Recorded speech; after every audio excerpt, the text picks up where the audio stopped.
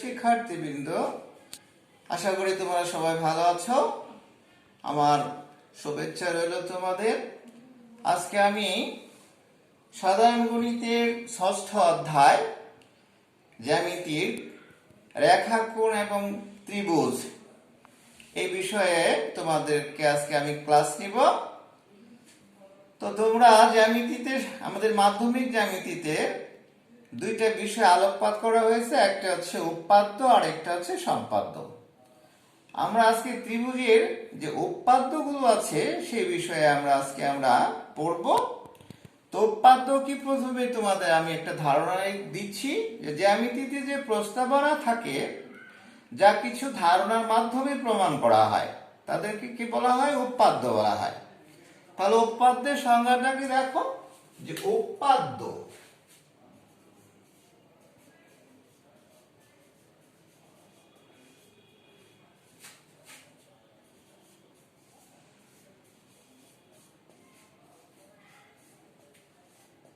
জ্যামিতিক প্রস্তাবনা।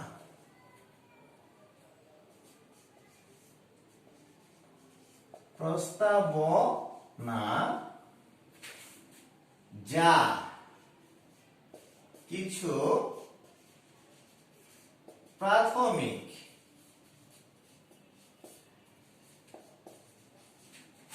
ধারণার ভিত্তিতে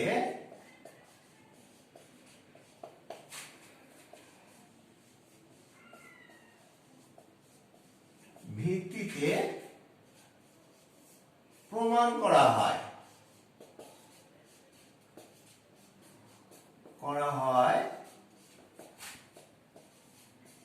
তাকে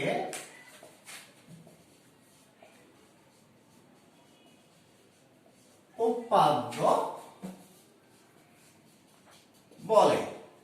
তাহলে আমরা উৎপাদ্যের সংজ্ঞাটা স্পষ্ট করে বুঝিয়ে বললাম, তোমাদের দিয়ে দিলাম যে জ্যামিতিক প্রস্তাবনা যা কিছু প্রাথমিক ধারণার ভিত্তিতে প্রমাণ করা হয় তাকে উৎপাদ্য বলে।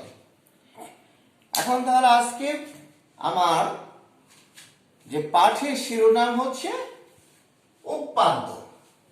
তাহলে আমি তোমাদের সংজ্ঞাটা লিখিয়ে দিলাম, নিশ্চয়ই তোমরা বুঝতে পেরেছো। এখন আমি এটা মুছে তোমাদের পরবর্তী পাঠে চলে যাচ্ছি। তাহলে আজকে পাঠের শিরোনামটা কি? শিরোনাম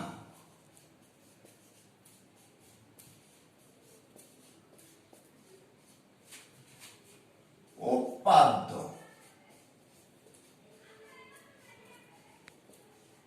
এটা হচ্ছে আজকে পাঠের শিরোনাম। এখন এই উৎপাদ্য আমরা পড়াতে যে আমাদের শিক্ষণফল, কিছু শিক্ষণফল দরকার, সেই শিক্ষণফলগুলো তোমরা এখন জেনে নাও। শিক্ষণফল,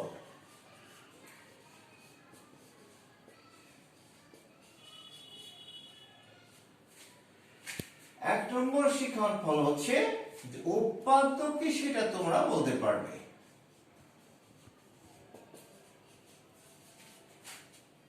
উৎপাদ্য কি সেটা বলতে পারবে। দুই নম্বরটা হচ্ছে যে উৎপাদ্যের কয়টি ধাপ।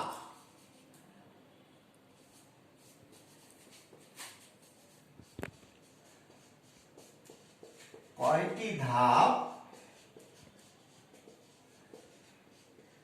এবং ধাপগুলো কি কি,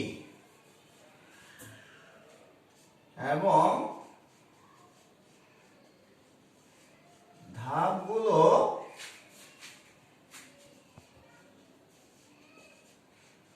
কি কি তা বলতে পারবে।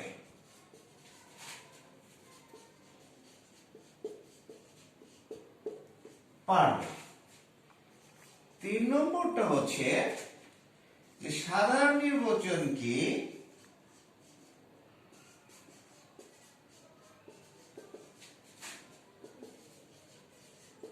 তা বলতে পারবে।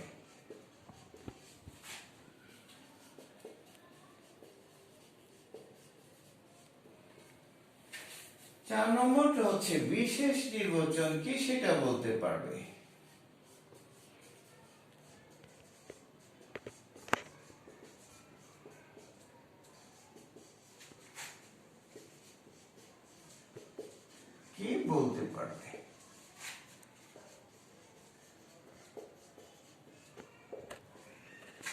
তাহলে আমাদের আজকের পাঠের শিক্ষণ ফল হচ্ছে উৎপাদ্য কি সেটা তোমরা বলতে পারবা, উৎপাদ্যের কয়েকটি ধাপ এবং সেই ধাপগুলো কি কি সেটাও বলতে পারবা, সাদা নির্বাচন কি তা বলতে পারবা, আর বিশেষ নির্বাচন কি সেটা বলতে পারবা।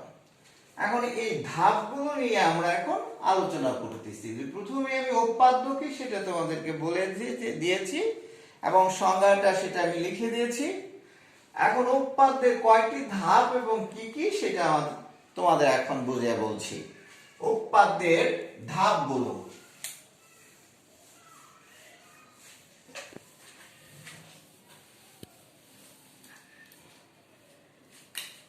উৎপাদ্যের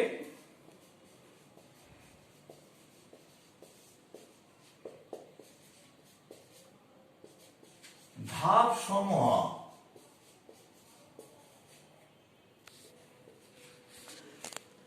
উৎপাদ্যের ধাপ সমূহ হচ্ছে 4টি ধাপ।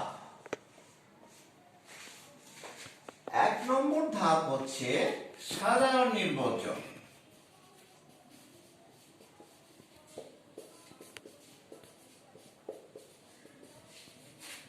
সাধারণ নির্বাচন। 2 নম্বর ধাপ হচ্ছে চিত্র ও বিশেষ নির্বাচন।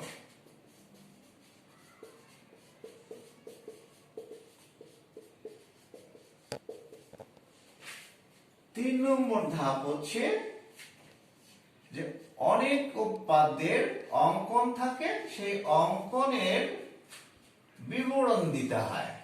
অঙ্কনের বিবরণ। 4 নম্বরটা হচ্ছে যথার্থ সহ প্রমাণ বা যথার্থতা বা যথার্থ সহ প্রমাণ। এই যথার্থ সহ প্রমাণ বা যথার্থতা সহ প্রমাণ করতে হবে। এই 4টা হচ্ছে উৎপাদ্যের ধাপ। এখন আমরা এই সাধারণ নির্বাচন কি আর বিশেষ নির্বাচন কি সেটা সম্বন্ধে তোমাদের একটু ধারণা দেব। নিশ্চয়ই তো ধাপগুলো তোমরা বুঝতে পেরেছ। এখন আমি মুছে সাধারণ নির্বাচন কি আর বিশেষ নির্বাচন কি সেটা সম্বন্ধে তোমাদের একটু ধারণা দিই।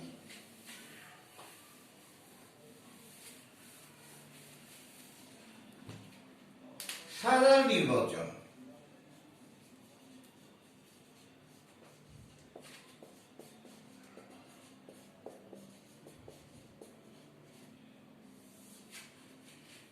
জ্যামিতির যে প্রস্তাবনাটা থাকে সেই প্রস্তাবনাটা যদি চিত্র নিরপেক্ষ হয় সেটাকে বলে সাধারণ নির্বাচন।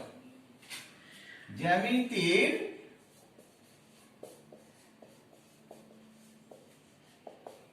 প্রস্তাবনা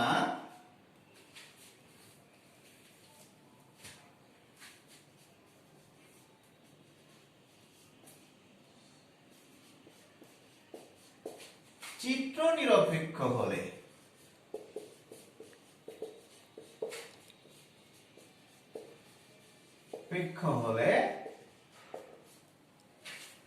তাকে সাধারণ নির্বাচন বলে।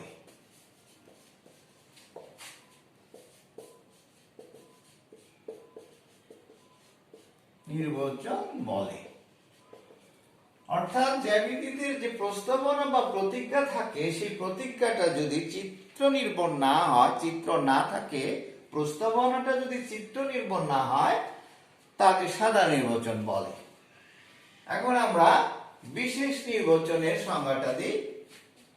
বিশেষ নির্বাচন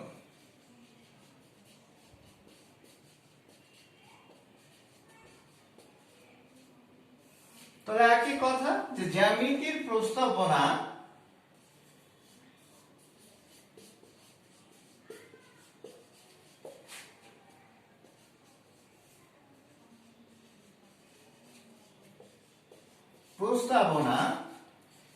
চিত্র নির্ভর হলে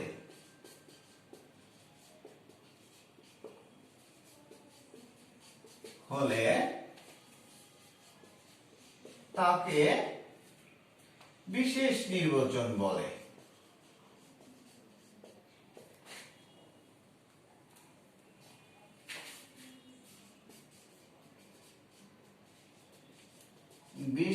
নির্বাচন বলে। তাহলে এই যে প্রস্তাবনা থাকে বা প্রতিজ্ঞা থাকে জ্যামিতিতে, সেটা যদি চিত্র নির্ভর হয় তবে তাকে বিশেষ নির্বাচন বলে। সেটা অন্যভাবে বলা যেতে পারে যে সাধারণ নির্বাচনকে চিত্র এঁকে অক্ষর দিয়ে বিশেষভাবে প্রকাশ করাকে কি বলে? বিশেষ নির্বাচন বলে। আর বিশেষ নির্বাচনে অবশ্যই কিন্তু প্রস্তাবনায় যে প্রমাণ করতে বলা হয়েছে সেটা অবশ্যই উল্লেখ করতে হবে। বিশেষ নির্বাচনে অর্থাৎ প্রস্তাবনা বা প্রতিজ্ঞার মধ্যে যেটাকে প্রমাণ করতে বলা হয় সেটা আমাকে বিশেষ নির্বাচনে অবশ্যই উল্লেখ করতে হবে, নাহলে কিন্তু জ্যামিতিতে নম্বর পাওয়া যাবে না। সেই জন্য তোমাদের অবশ্যই মনে রাখতে হবে বিশেষ নির্বাচনে প্রস্তাবনায় যেটা প্রমাণ করতে বলা হয় সেটা বিশেষ নির্বাচনে অবশ্যই উল্লেখ করতে হবে। এখন আমরা একটা উদাহরণের সাহায্যে আমরা এই 4টা ধাপ তোমাদেরকে দেখাবো, তোমরা মনোযোগ সহকারে দেখবে।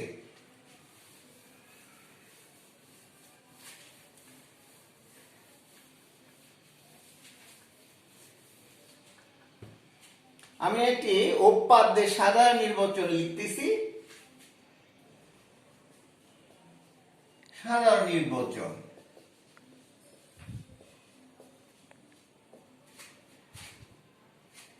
ত্রিভুজের, যে কোনো ত্রিভুজের,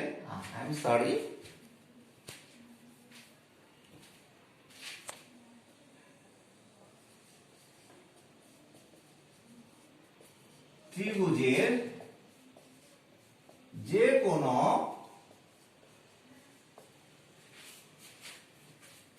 দুই বাহুর মধ্যবিন্দুর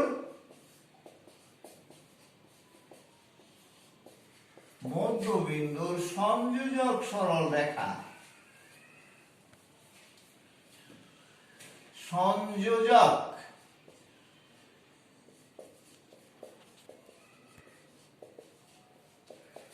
সরল রেখা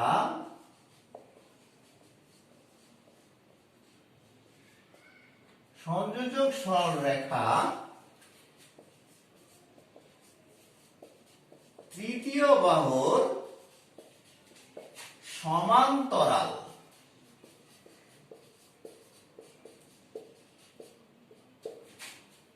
এবং দৈর্ঘ্যে তার অর্ধেক।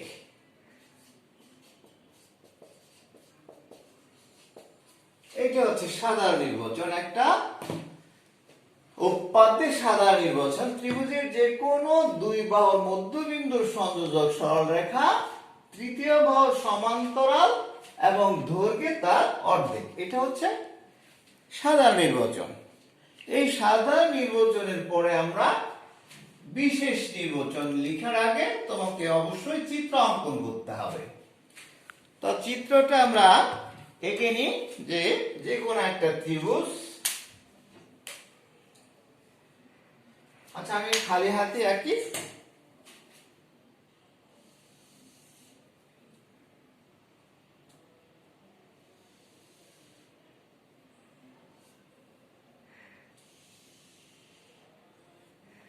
ধরো এবিসি একটি ত্রিভুজ, এবি বাহুর মধ্যবিন্দু, অবশ্যই এটা মধ্যবিন্দু নির্ণয়ের নিয়ম আছে, সেই নিয়ম অনুসারে ফল করলে হবে। আর উপপাদ্যের বেলায় যদি তুমি আন্দাজ করে নাও সেটা যেন অ্যাকুরেট না হলেও কাছাকাছি হয়। অবশ্য আমরা মধ্যবিন্দু নির্ণয় করতে পারি, যে এবং বি কে কেন্দ্র করে উভয় দিকে দুইটা বৃত্তচাপ কেটে আমরা মধ্যবিন্দু নির্ণয় করতে পারি। তাহলে এই মধ্যবিন্দুটা যদি ডি হয়, এটা যদি ই হয়, আর এইটা যোগ করলে আমরা যে রেখাটা পাবো সেটা কি হবে? এটার অর্ধেক হবে আর এটা সমান্তরাল হবে। এটা হলো চিত্র। এখন আমরা বিশেষ নির্বাচনটা লিখি। বিশেষ নির্বাচন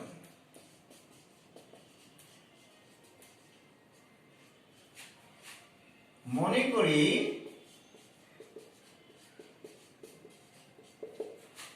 ত্রিভুজ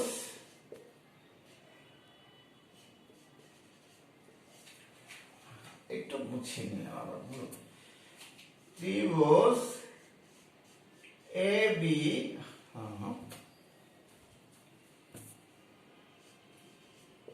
এবিসি এ মনে করি ত্রিভুজ এবিসি এ এবি এবং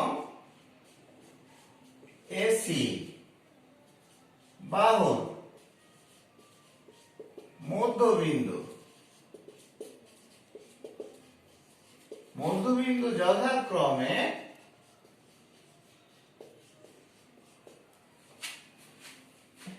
ডি এবং ই, তাহলে ডিই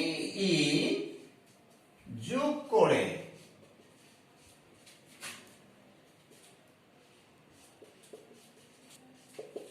প্রমাণ করতে হবে যে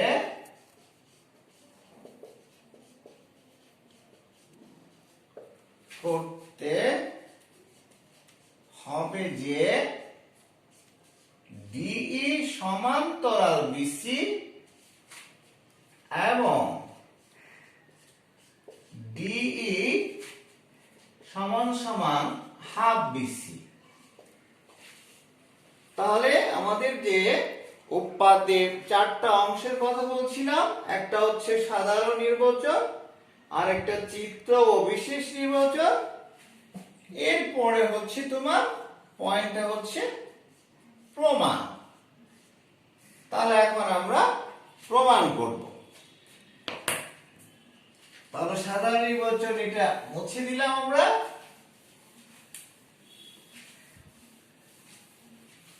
বিশেষ নির্বাচনটাও মুছে দিলাম,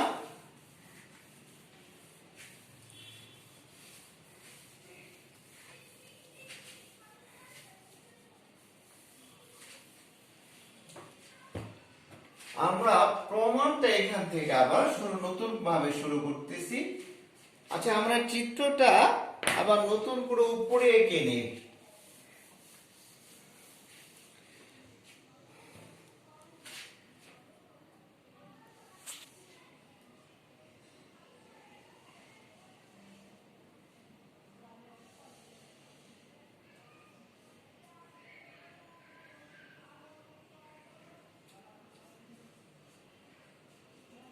এবিসি ত্রিভুজ, ডি হচ্ছে এবি এর মধ্যবিন্দু, ই হচ্ছে এসি হচ্ছে এস এর মধ্যবিন্দু ই, তারপরে ডিটা যোগ করে নিলাম। হ্যাঁ, একটু ভুল হয়ে গেছে, এখন একটু অঙ্কন বাকি ছিল, অঙ্কনটা করে দিতে হবে। অঙ্কনের সামান্য একটু কি আছে বিবরণ দিতে হবে। এই ডিটাকে আমরা বর্ধিত করব। কতটুকু বর্ধিত করব? এটা সমান করে ডিটাকে বর্ধিত করব। কার সমান করে সেটা তো বলছি যে এই ডি যেন এটা সমান হয়, এ পর্যন্ত বর্ধিত করলাম আমরা, ডি সমান যেন ইএফ হয়। এটা হচ্ছে আমাদের অঙ্কন। তাহলে আমরা ডি কে এ পর্যন্ত বর্ধিত করি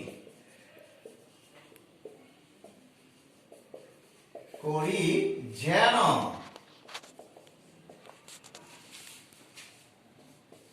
ডিই সমান সমান এফ হয়। আর কি করতে হবে? সিই যোগ করি, সি কমা এফ যোগ করি।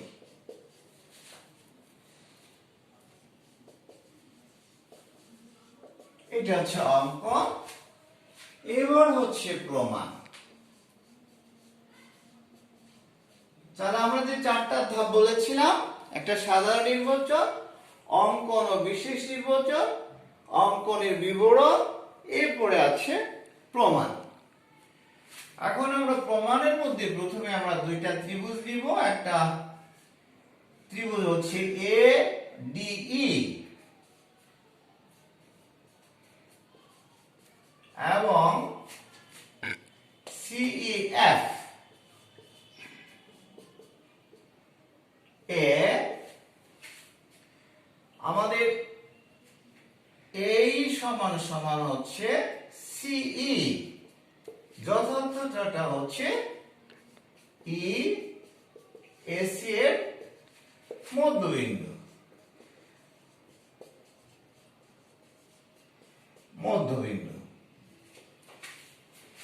তারপরে বলা যাবে ডিই সমান সমান ইএফ।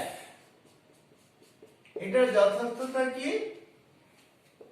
আমরা অঙ্কন করেছিলাম, সেই আমরা বলতে পারি অঙ্কন অনুসারে বা অঙ্কন অনুসারে।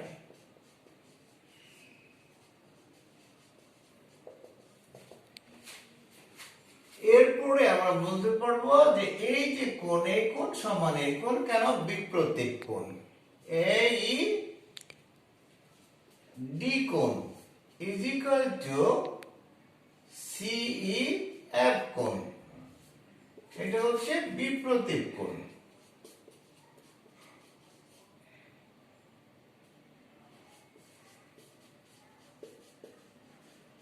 বিপ্রতীক কোণ।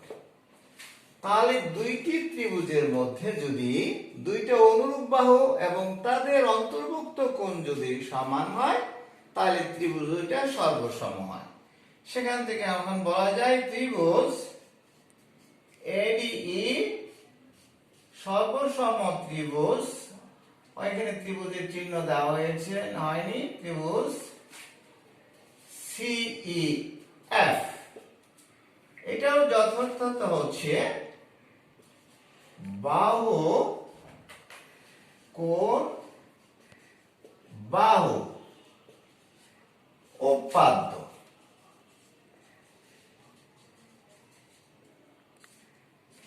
বাহু কোণ বাহু উপাদ্যের শর্ত অনুসারে এই দুইটা ত্রিভুজ সর্বসম হলো। আর সর্বসম হয়ে গেলে আমরা কি বলতে পারি? যে সব সমান বলতে পারি, এর যে যা যা আছে তার সব সমান বলা যাবে। সেখান থেকে আমরা বলতে পারবো এডি সমান সমান হচ্ছে এফসি বা সিএফ, বা আমরা যেহেতু এটা সমান, সেখান থেকে বলতে পারবো BD is equal to FC. যেহেতু AD is equal to BD, তাহলে এটা সমান এটা বলা যেতে পারে। এখন আমরা বলবো যে এই কোণ সমান হচ্ছে এই কোণ, এবং ডিএই কোণ ইজ ইকুয়াল টু হচ্ছে ইসিএফ কোণ। ইসিএফ কোণ কিন্তু কোণদ্বয় একান্তর কোণ।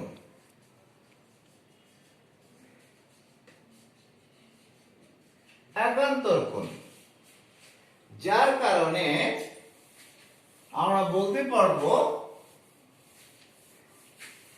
কোণদ্বয় একান্তর কোণ হওয়ার কারণে আমরা বলতে পারবো এটা সমান্তরাল এটা। সুতরাং ডিএ সমান্তরাল সিএফ বা ডিএ সমান্তরাল এই যে এই ডি ইটা ডিএ, ডিএটা সমান্তরাল সিএফ বা এইটা আর এটা যেহেতু সমান, সেজন্য বিডি সমান্তরাল সিএফ। এখান থেকে বলা যায় বি সি এফ ডি একটি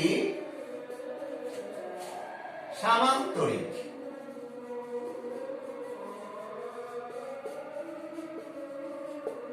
সামান্তরিক বিসি এফ ডি একটি সামান্তরিক। কেন সামান্তরিক?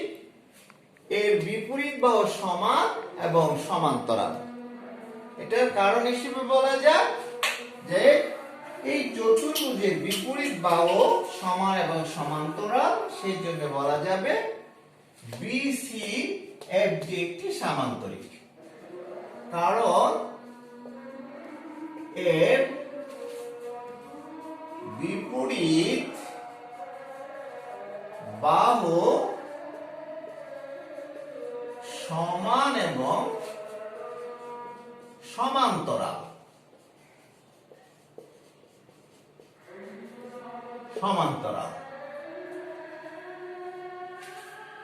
সুতরাং আমরা বলতে পারি ডিএফ সমান্তরাল বিসি বা ডিই সমান্তরাল বিসি, আবার ডিএফ সমান সমান বিসি, বা এই ডিএফটাকে আমরা লিখতে পারি ডিই প্লাস ইএফ, অর্থাৎ এটা প্লাস এটা is equal to DF is equal to BC. আবার যেহেতু এটা সমান, ডিই এর পরিবর্তে ইএফ এর পরিবর্তে আবার ডিই লেখা যায়, DE is equal to BC. তাহলে এখানে ডিই ডি যোগ করলে 2ডি ইজ ইকুয়াল টু বিসি। নিশ্চয়ই এটুকু বুঝতে পেরেছো তোমরা? এখন আমাদের প্রায় প্রমাণটা শেষ হয়ে এসেছে। তাহলে এখন আমরা লিখতে পারি D is equal to half BC, কারণ এই 2 দিয়ে উভয় পক্ষকে ভাগ করলে এইটা আসে, 2 দ্বারা ভাগ করে। তাহলে কি প্রমাণ হলো? আমাদের প্রমাণ হয়ে গেল যে ডিটা বিসি সমান্তরাল, ডিই সমান্তরাল বিসি এবং DE is equal to half BC. তাহলে আমরা একটা উপপাদ্য প্রমাণ করলাম। উপপাদ্যের যে 4টা ধাপ ছিল, সেই 4টা ধাপ আমরা পুরোপুরি অ্যাপ্লাই করে এই উপপাদ্যের কিভাবে প্রমাণ করতে হয় সেটা আমরা দেখালাম। তো তোমাদের বাড়ির কাজ হচ্ছে যে এই উপপাদ্যটা আমি আজকে যেটুকু তোমাদেরকে পড়ালাম, এই উপপাদ্যটা তোমরা ভালো করে শিখে আগামী ক্লাসে আমাকে আবার এটা বা স্কুল খুললে এটা আমাকে তোমরা লিখে আমাকে দেখাবে। আমি সামনের ক্লাসে উপপাদ্য মানে বাড়ির কাজ না, সেটা আগামী ক্লাসে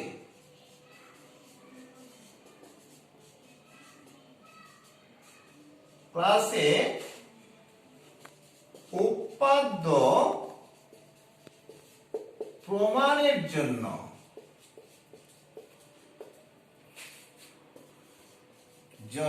যে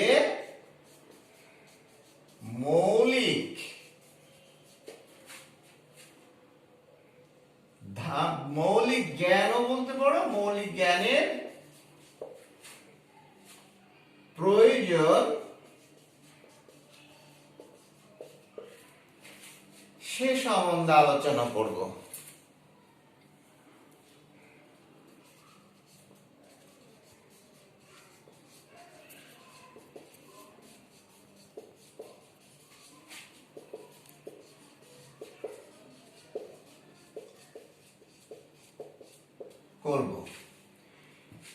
কারণ কি, যে যদি আমাদের মৌলিক জ্ঞান না থাকে, প্রাথমিক যদি ধারণা না থাকে, মৌলিক জ্ঞান বা প্রাথমিক যে ধারণাগুলো একটা উপপাদ্য প্রমাণের জন্য, তাহলে আমরা কোনো উপপাদ্যের প্রমাণও পারবো না। এক্সট্রা বলো, প্রতিজ্ঞা বলো, কোনোটাকে ভালোভাবে প্রমাণ করতে গেলে তাহলে তোমাকে কিছু মৌলিক জ্ঞান থাকতে হবে উপপাদ্য সম্বন্ধে। সেগুলো নিয়ে তোমাদের আমি ডিটেলস আলোচনা করে দেব আগামী ক্লাসে। তোমরা আমার সাথে আগামী ক্লাসে নিশ্চয়ই থাকবে। সেদিন আমরা ভালো করে আলোচনা করে মৌলিক বিষয়গুলো তোমাদেরকে জানাই দিব, যাতে করে তোমরা যে কোনো উপপাদ্য